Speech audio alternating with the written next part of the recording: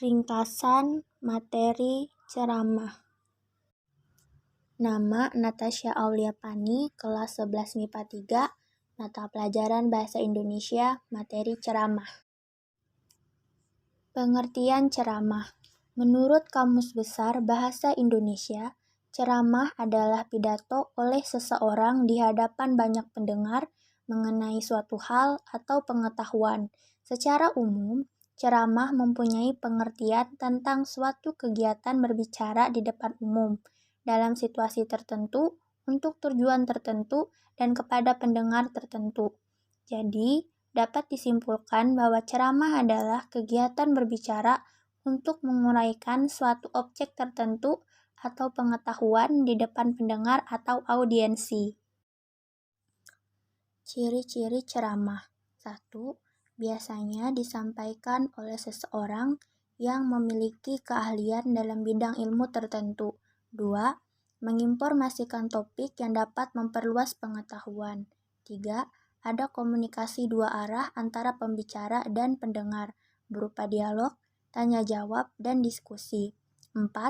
Ceramah dapat disajikan menggunakan alat bantu. Unsur-unsur ceramah. 1. Penceramah. 2. Pendengar atau audiensi. 3. Materi. 4. Metode ceramah. 5. Media ceramah. Struktur teks ceramah. 1. Pembukaan. Pembukaan berisi salam pembuka, sapaan menanyakan keadaan, ucapan syukur, ucapan terima kasih atas kesempatan penceramah berbicara kepada pendengar, dan harapan. 2. Isi. A. Pengantar materi. Pengantar menuju materi berisi penyampaian judul ceramah, tema materi yang akan dibahas, dan pentingnya materi tersebut. Penceramah juga dapat menyampaikan metode ceramah, kapan pendengar boleh mengajukan pertanyaan, dan bagaimana prosedur penyampaian materi. B. Materi inti. Materi inti berisi penyampaian isi materi ceramah dengan uraian secara lengkap dan jelas. 3. Penutup.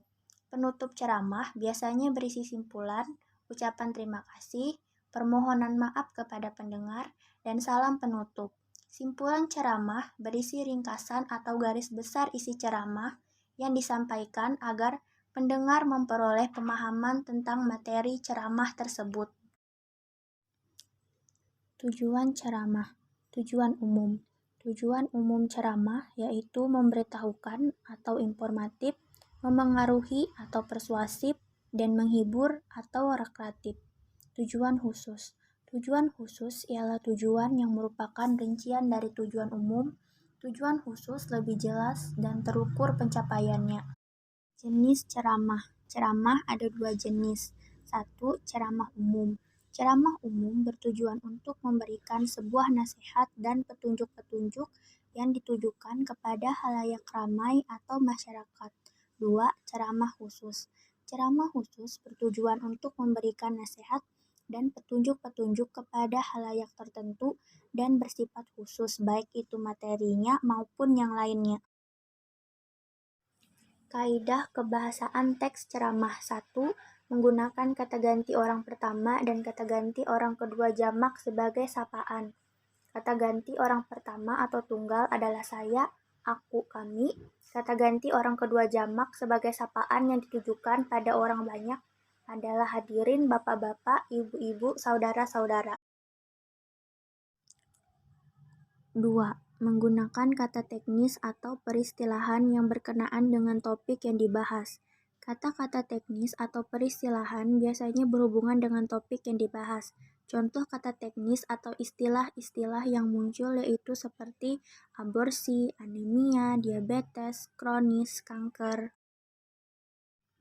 3. Menggunakan kata kerja mental. Kata kerja mental adalah kata kerja yang berkaitan dengan panca indera, perasaan, dan proses dalam memahami sesuatu.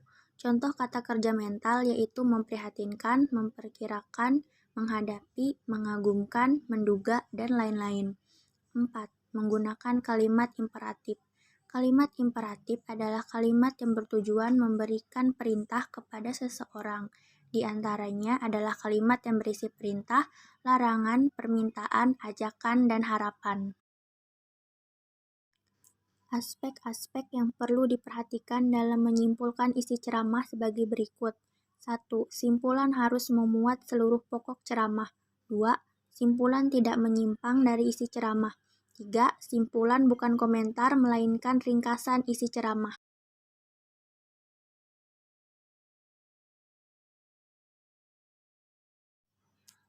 Terima kasih atas perhatiannya.